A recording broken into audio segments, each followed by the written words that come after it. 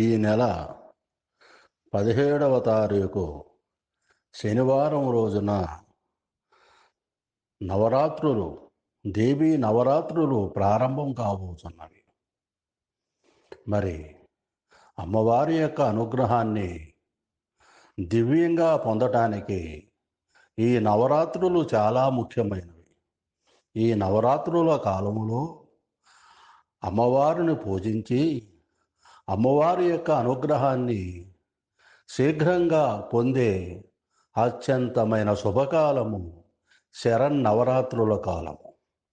ఈ నవరాత్రుల కాలములో అమ్మవారిని పూజిస్తే ఎంతో సంతోషించి తనను పూజించిన, కొలిచిన, కీర్తించిన, భజించిన భక్తులను దివ్యానుగ్రహము కలగజేస్తుంది.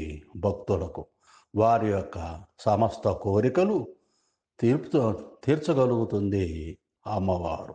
అమ్మవారిని భక్తి శ్రద్ధలతో కొలవటం చాలా ముఖ్యం. ఈ నవరాత్రుల కాలంలో చాలా ముఖ్యమైన పాఠం దుర్గా సప్తశతి. ఈ దుర్గా సప్తశతిని నవరాత్రుల కాలంలో ఎవరైతే పారాయణం చేస్తారో, ఎవరైనా ఆ యొక్క దుర్గా సప్త పారాయణాన్ని వింటారో అమ్మవారి అనుగ్రహం చాలా దివ్యంగా ఉంటుంది. కావున ప్రతి ఒక్కరూ సాధ్యమైనంత వరకు ఈ దుర్గా సప్తశతి పారాయణాన్ని విని అమ్మవారి అనుగ్రహం పొందాలని కోరుతూ ఈ దుర్గా సప్తశతి పారాయణాన్ని చేయటాన్ని ప్రారంభిస్తున్నాను. ముందుగా గణానాన్త్వా గణపతిగం హవామహే కవిం కవీనాముపవస్రవస్తమం జ్యేష్ఠరాజం బ్రహ్మణాం బ్రహ్మణస్పత ఆనశృణ్వన్నోతి సాధనం. శ్రీ మహాగణపతిని ధ్యానం చేస్తాం. శ్రీ మహాగణపతిని ధ్యానం చేస్తే సమస్త విఘ్నాలు నివారింపబడి చేపట్టబడిన పని నిర్విఘ్నంగా కొనసాగటానికి ఆయన అనుగ్రహం అవసరం కోసం ముందుగా అతనికి ప్రణామాలు అర్పిస్తూ ఉన్నాము. అమ్మవారి యొక్క స్తుతి. ఓం ఖడ్గం చక్ర గదేషు చాపరిఘాన్ సోలం భుసుండీం శిరః శంఖం సదంతతీం కర్త్రే స్త్రీనయనాం సర్వాంగభూషావృతాం నీలాస్మజ్జుతిమాస్య పాదదశకాం సేవే మహాకాళికాం యామస్తౌ సప్తపితే హరో కమలజో హంతుం మధుం కైటభం. విష్ణు భగవానుడు నిద్రించుచుండగా మధుకైటభులను రాక్షసులను సంహరించుట కొరకై బ్రహ్మదేవుడు ఏ భగవతిని స్తుతించెనో అట్టి దేవి ఖడ్గమును, చక్రమును, గదను, బాణమును, ధనస్సును, పరిఘను, శూలమును, భుసుండిని, మస్తకమును, శంఖమును తన చేతులతో ధరించుచున్నదియును, 3 కన్నులు కలదయును, భూషణములచే అలంకరింపబడిన సర్వావయవములు కలదయును, నీలమణి వలె ప్రకాశించుచున్నదియును, 10 ముఖములను 10 పాదములను కలదియై అయిన మహాకాళిని భజించుచున్నాను. మహాకాళి వర్ణనము వైకృతిక రహస్యమునందు కలదు. మహాకాళీ దేవికి 10 ముఖములు, 10 భుజములు, 10 పాదములు ఉండునని చెప్పబడినది. ఇది ఎంతయు సాంకేతికముగా గ్రహింపవలసియుండును. అనగా 10 సంఖ్య దశ దిశలకు సూచకము. ఈ విశ్వమునందలి 10 దిక్కులలోనను ఊర్ధ్వ మధ్య అధోభాగములలో అమ్మవారి యొక్క ఇంద్రియ మనోశక్తుల నిరంతర కర్మ ప్రవృత్తియు వ్యాపకత్వమును ఇందు సంకేతింపబడినవి. ఇది భువనకోశ స్వరూపము. శరీరములు, అంగములు, ఇంద్రియములు మున్నగునవి సగుణపక్షమున ఇట్లు సర్వ విశ్వ స్వరూపమును ధరించి ఉండగా కాళీమాతకు విశ్వాతీత స్వరూపమును కలదు. కాలము అనంతమైనది. ఆద్యంతములు లేని కాలమునందని చైతన్య శక్తియే కాళీ. ఈ అనంత శక్తి నుండి సృష్టి ప్రాదుర్భావ తిరోధానములు సంభవించుచున్నవి. అనగా విశ్వ సృష్టి అంతయు విశ్వాతీత బ్రహ్మము నుండియే ఏర్పడుచున్నదని భావము. కాళీ శబ్దము వర్ణవాచి కూడను. ఇది తమో గుణమును తమస్సును సూచించుచున్నదైనను అఖండ బ్రహ్మమునకు నిర్గుణ స్వరూప సూచి అయి ఉన్నది. అనగా బ్రహ్మము నల్లధనము వలె నిర్విశేషమైనదని తాత్పర్యము. మార్కండేయ మహర్షి ఇట్లు చెబుచున్నాడు. ఏమని అంటే, 8వ మనువుగా చెప్పబడు మహాత్ముడు సావర్ణి. అతడు సూర్య భగవానుని పుత్రుడు. అట్టి సావర్ణి జన్మ విశేషములను గురించి వివరించుచున్నాను, శ్రద్ధగా వినుము. విశేషాంశాలు ఏమిటయ్యా అంటే, మనువు అనుగా ప్రభు అని అర్థం. మన్వంతరం అనగా ప్రభుత్వ కాలము. ప్రతి మన్వంతరమునందును మనువు, మనుపుత్రులు, ఇంద్రుడు, దేవగణములు, సప్త ఋషులు, అంశావతారము అను 6 విధములుగా నుండును. ప్రతి మన్వంతర కాలమునందు ఇందు పేర్కొనబడిన వారు వారి వారి స్థానములను అనుసరించి మహీమండలమున 4 పాదముల ధర్మమును ప్రవర్తింపచేయుచుందురు. స్వాయుంభవ, స్వారోచిష, ఉత్తమ, తామస, రైవత, చాక్షుష, వైవస్వత, సూర్య సావర్ణి, దక్ష సావర్ణి, బ్రహ్మ సావర్ణి, ధర్మ సావర్ణి, రుద్ర సావర్ణి, రౌచ్యుడు, భౌచ్యుడు అని 14 మనువులు దేవీ పురాణమున పేర్కొనబడి సప్తసతి యందు ఇచ్చట పేర్కొనబడిన సూర్య సావర్ణి రాబోవు 8 మన్వంతరములకు ప్రభువు కాబోతున్నాడని తెలియవలెను. ఇప్పుడు మనము నివసించుచున్న మన్వంతర కాలము 7వది. సవర్ణ అనగా ఛాయాదేవి. ఆమె పుత్రుడు కావన సావర్ణి అని పిలువబడుచున్నాడు. సూర్యుని తనయుని పేరు సావర్ణి. అతడు 8వ మనువుగా చెప్పబడెను. అట్టి గొప్ప భాగ్యశాలియగు సావర్ణి జగజ్జనని యొక్క అనుగ్రహము చేత మన్వంతరమునకు అధిపతిగా అయిన విధమును గురించిన విశేషములను వివరించుచున్నాను, తెలుసుకొనుము. పూర్వకాలమున స్వారోచిష మన్వంతరమునందు చైత్రవంశ సముద్భవుడగు సురధుడను పేరుగలవాడు సమస్త భూమండలమునకు రాజు అయ్యను. స్వారోచిష మన్వంతరము 2వది. ఈ 2వ మన్వంతరమున ఉద్భవించిన సురథుడు తన సాధన మాహాత్మ్యము వలన సూర్యునకు తనయుడై 8వ మన్వంతరమునకు ప్రభువు కాగలుగుటక ఒక విశేషము. అట్టి ఔన్నత్యమును సాధించుటకు జీవుడు మొదట సురధుడు కావలెను. సురధుడనగా దేహ రథమాత్రాధికారక శుభశ్చచేత తమ సాధనయందు తన చిత్తక్షేత్రమును ధ్వంసము చేసి నిర్విశేషుడు కావలెను.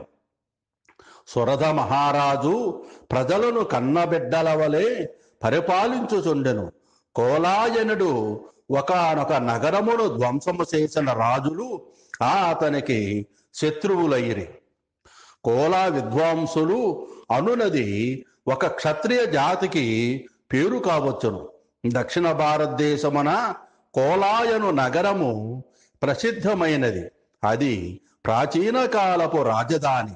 దానిపై దండయాత్ర చేసి దానిని ఆక్రమించుకొనిన క్షత్రియ ప్రభువులే కోలా విద్వాంసులు అని చెప్పబడినారు. మిక్కిలి బలవంత బలిష్టమైన చతురంగ బలములతో నుప్పుచున్న ఆ శత్రురాజులతో సురధునకు యుద్ధము జరిగెను. ఆ కోలా విద్వాంసులు సంఖ్యా విషయమున తక్కువ సైన్యము కలవారైనను సురధుడు వారిచే ఓడింపబడెను. యుద్ధమునందు ఓడిపోయిన కారణమున తన నగరమునకు వచ్చి కేవలము తన ఆక్రమణలకు పూర్వమున కల దేశమాత్రమునకు ప్రభువయ్యెను.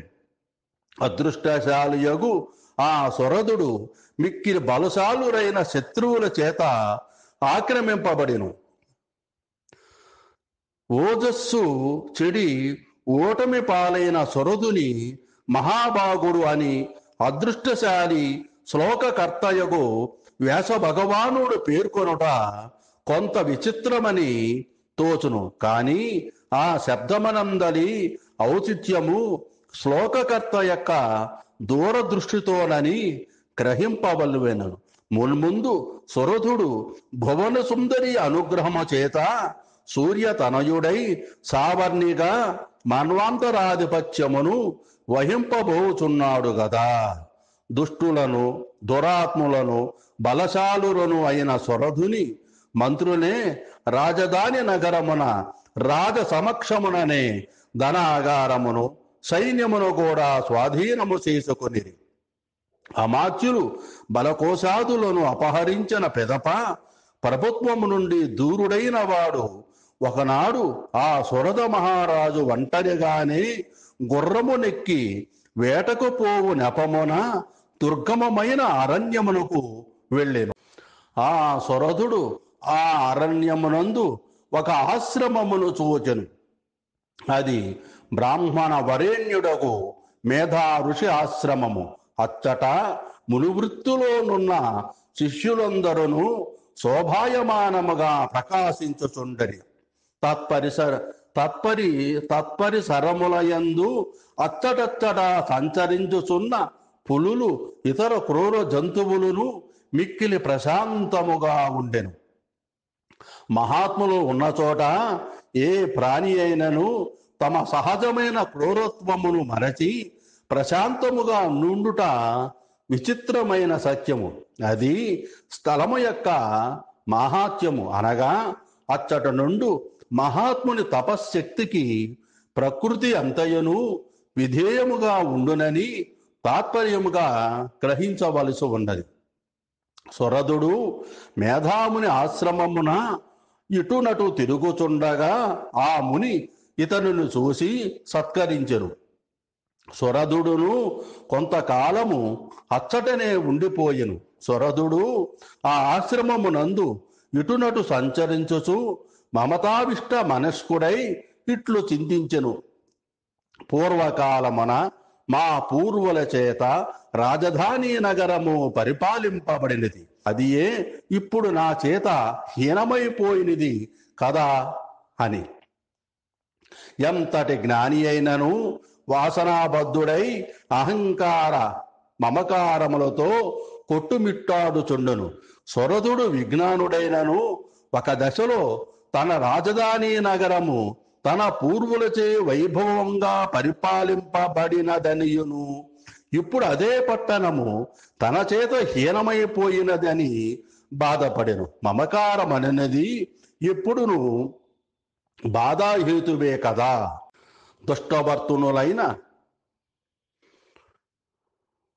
దుష్టవర్తనులైన నా భృత్యులు ధర్మబద్ధముగా పాలించుచుండిరో లేదో తెలియలేకున్నాను. అట్లే పరాక్రమవంతులైన నా ముఖ్యముకు మదపటేనుగు శత్రువుల వశమైపోయి అది సుఖముగా ఉన్నదో లేదో తెలియలేకున్నాను. నిత్యము నా వెంట నుండిన నా అనుచరులు దయాదాక్షిణ్యముల విషయమున, ధనద్రవ్యముల విషయమున, భోజన భాజనముల విషయమున ఎల్లప్పుడూ నన్ను అనుసరించి యుండెడు వారడు.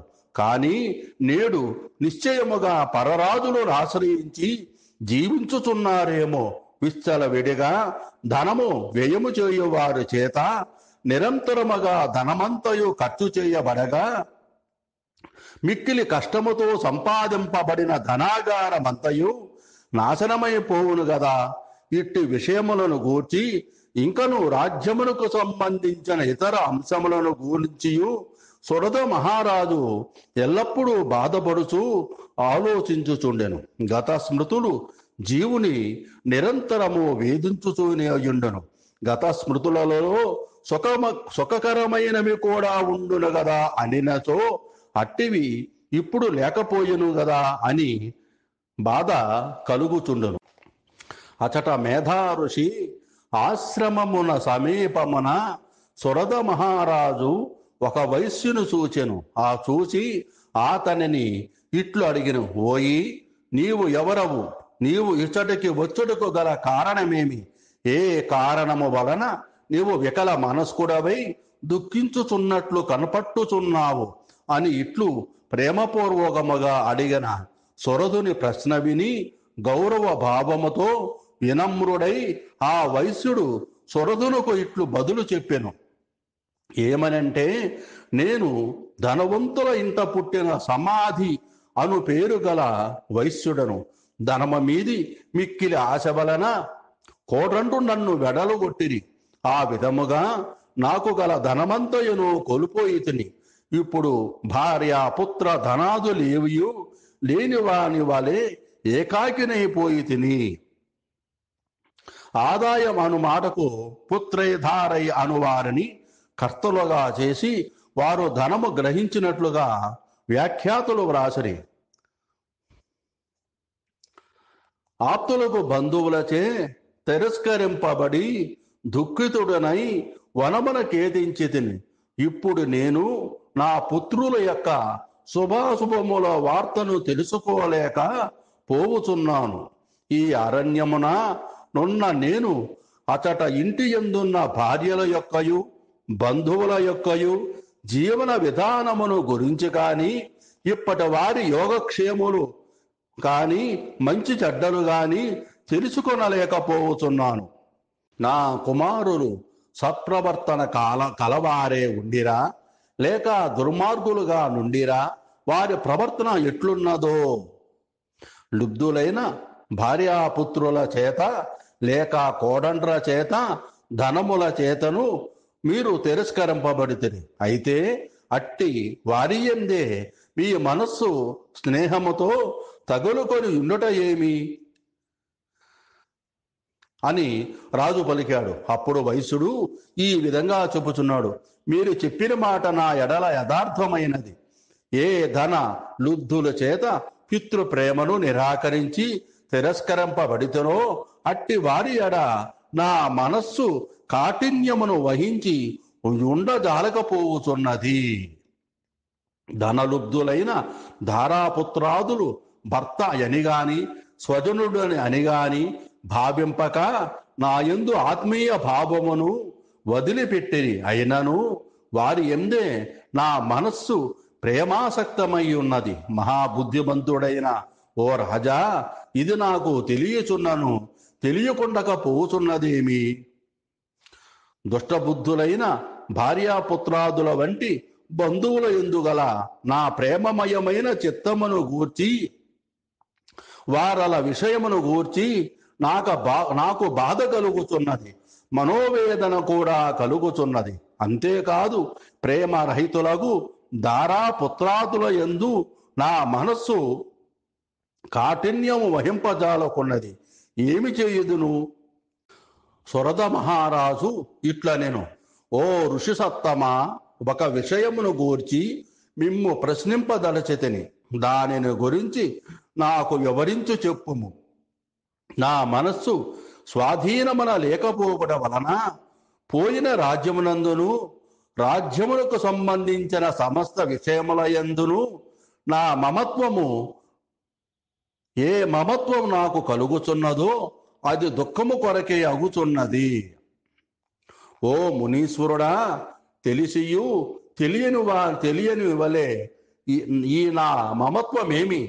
ఈ వైశ్యుడు కూడా కొడుకుల చేత భార్యల చేత సేవకుల చేత వంచింపబడి దూరము చేయబడినాడు.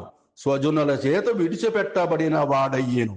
ఈతడు వారి యందే మిక్కిలి ప్రేమ కలవాడై ఉన్నాడు.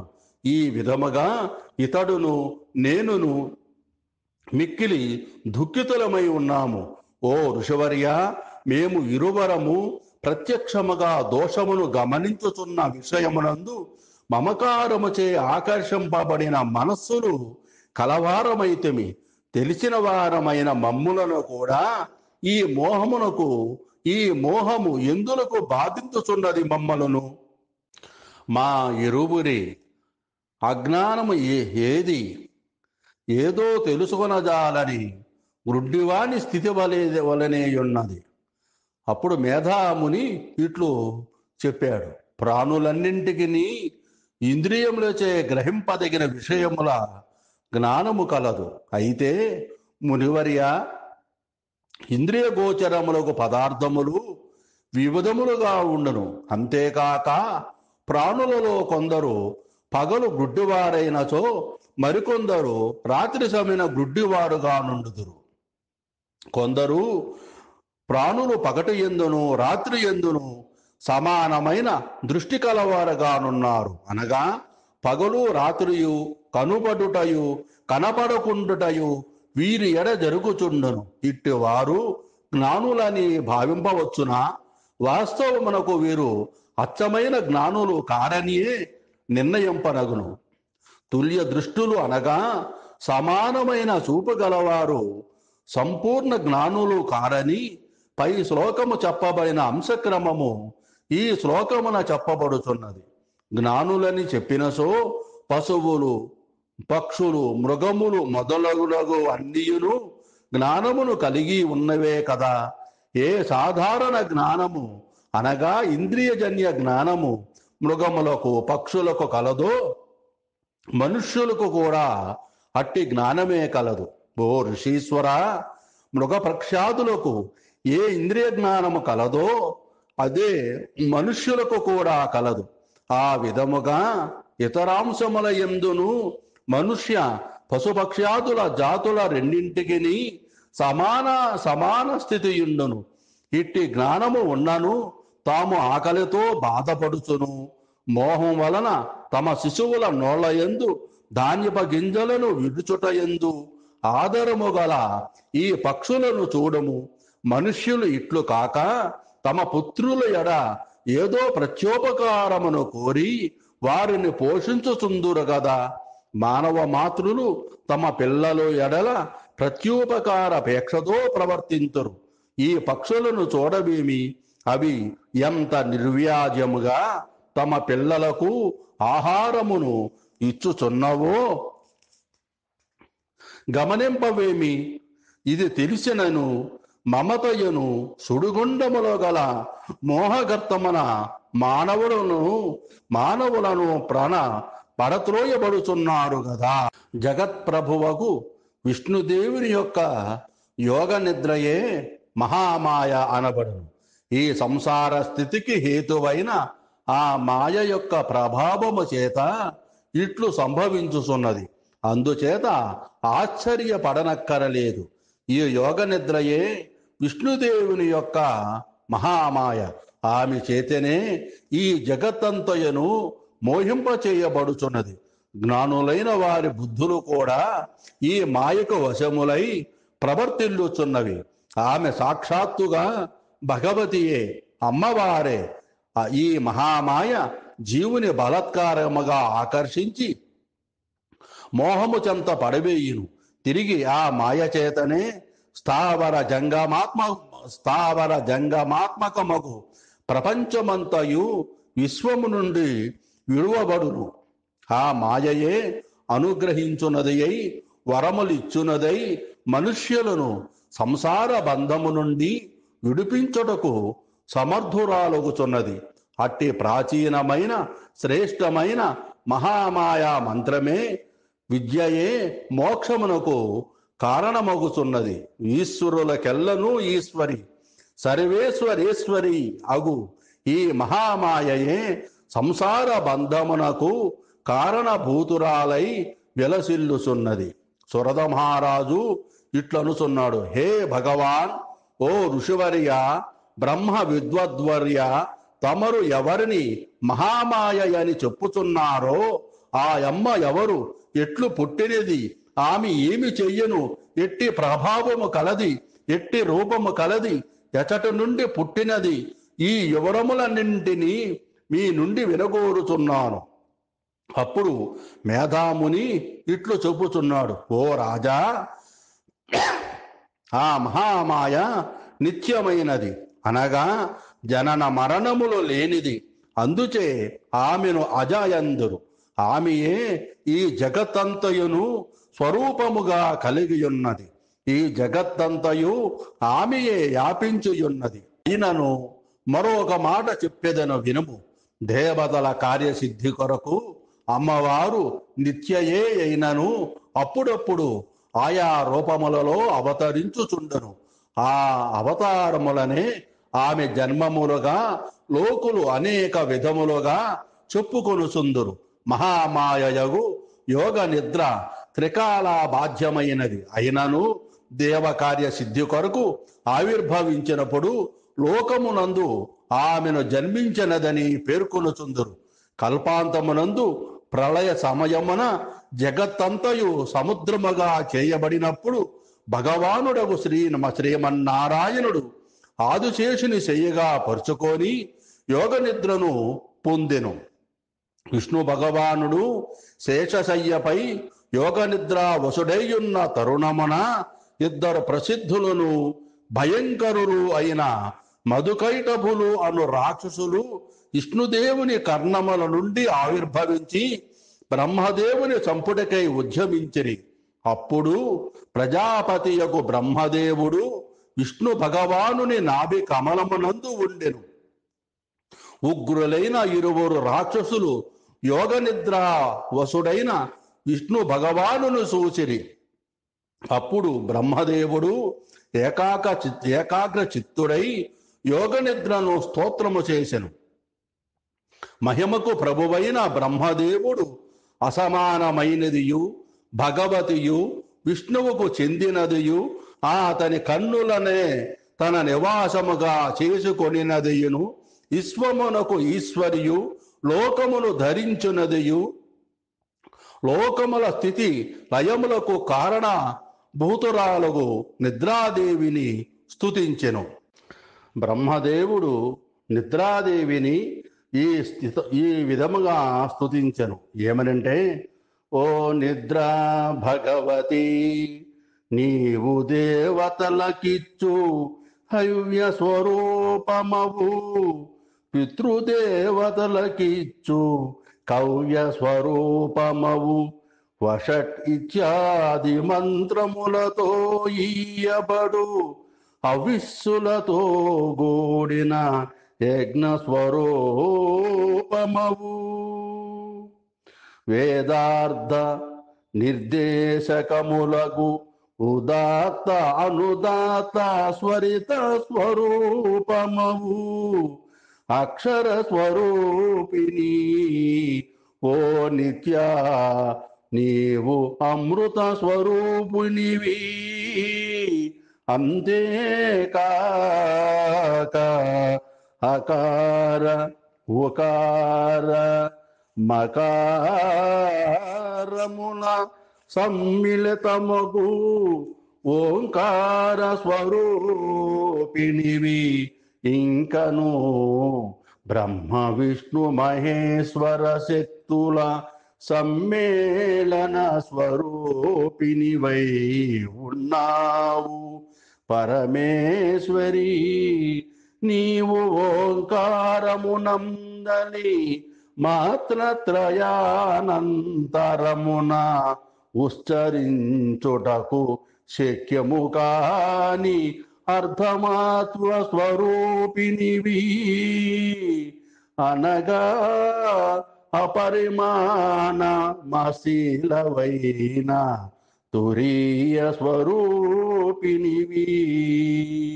నీవే సంధ్యవు, నీవే సావిత్రివి, నీవే లోకముల అన్నింటికి జననివి. భువనేశ్వరి బీజ భూతముగానున్న ఈ విశ్వమునంతయును నీవు ధరించుచున్నావు. నీవు ఈ జగత్తునంతటిని సృష్టించుచున్నావు. నీవే దీనిని పోషించుచున్నావు. చివరగా నీవే దీనిని హరించి వేయుచున్నావు. సర్వజ్ఞురాలవగు ఓ భువనేశ్వరి, నీవు ఈ జగత్తును సృష్టించుటయందు సృష్టి స్వరూపిణివై, పాలించుటయందు స్థితి స్వరూపిణివై, లయకాలమందు ప్రళయ స్వరూపిణివై ప్రకాశించుచున్నావు తల్లి. ఓ జగజ్జనని, నీవు మహావిద్యా స్వరూపిణివి, అవిద్యా స్వరూపిణివి, అనిర్వచనీయమైన మాయా శక్తివి, మహామేధాశక్తివి, మహాధారణా శక్తివి, రాగద్వేషాది రూపమగు అజ్ఞాన శక్తివి, సకల దేవతా శక్తివి, సకల రాక్షస శక్తివియును నీవే అయ్యుచున్నావు. ఓ అమ్మా, నీవు సకల చరాచర వస్తువుల యొక్క మూల కారణ స్వరూపురాలవు. సత్వరజస్తమో గుణముల సృష్టికర్త్రివి, విభాగకర్త్రివి కూడా నీవే. అంతేకాక కాలరాత్రివి, మహారాత్రివి, భయంకరమైన మోహరాత్రివియును నీవే అయున్నావు.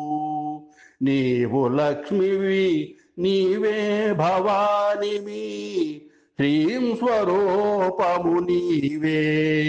నీవే నిశ్చయాత్మికమగు బుద్ధి రూపిణివి, జ్ఞాన లక్షణము కలదానవు నీవు. నీవే లజ్జా స్వరూపిణివి, పుష్టి స్వరూపిణివి, తుష్టి స్వరూపిణివి నీవే. నీవు శాంతి రూపిణివి, శాంతి స్వరూపిణివి కూడా నీవే. ఓ జగజ్జనని, నీవు ఖడ్గమును, త్రిశూలమును, గదను, చక్రమును, శంఖమును, ధనస్సును, బాణములను, పరిఘను, భుషుండిని ధరించి భయంకర కృతగానున్నదానవు.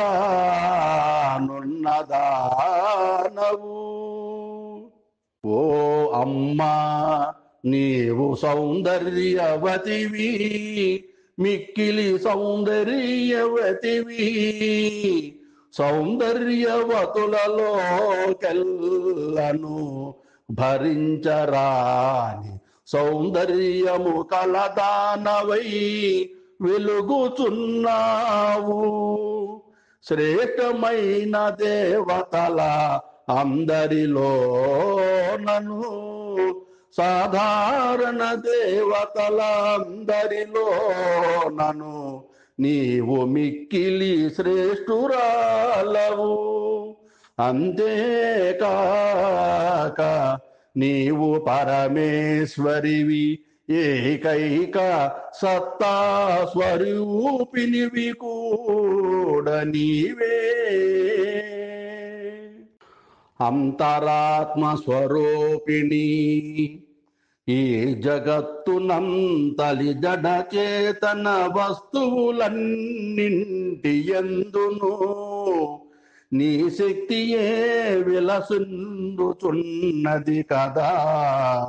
అనగా అంతర్యామి స్వరూపమున అంతటను నీవే ఉంటివి కదా. అట్టి సమయమున నీవు ఎవరి చేత స్తుతింపబడెదవు, ఎట్లు స్తుతింపబడెదవు? ఇంతకును నీవు స్తుతింపబడెదవా? నిన్ను స్తోత్రము చేయువారెవరు?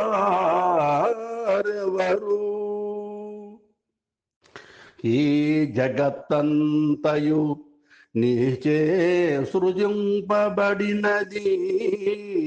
అట్టి జగత్తునకు స్థితి పాలనము సంహరణము చేయగలవాడునైన విష్ణుదేవుడు కూడా నిద్రావసుడైపోయెను.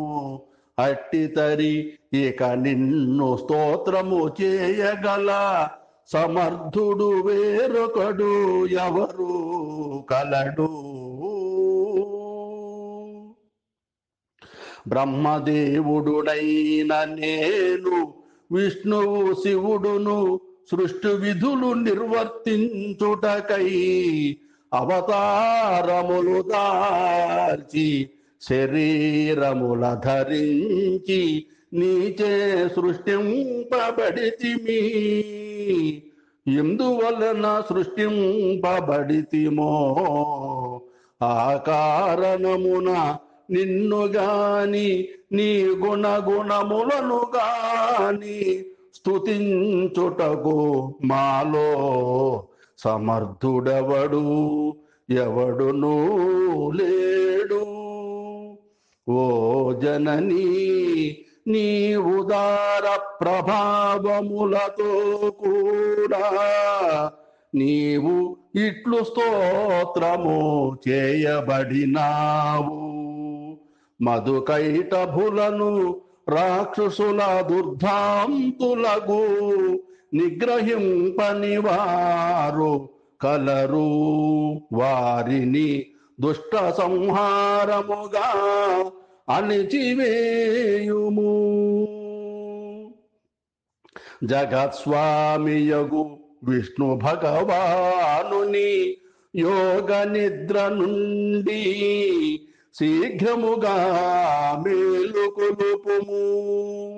లోక కంటకులగు ఈ మధుకైటభులనిడి రాక్షసులను సంహరించుటకై అతనికి బోధపరుచుము. విష్ణువును మేల్పుకొనుటకును మధుకైటభకులను సంహరించుటకును హరినేత్రకృతాలయమైన తమోరూపిణియగు నిద్రాదేవతను అప్పుడచట ఈ ప్రకారముగా బ్రహ్మదేవుడు స్తోత్రము చేసెను.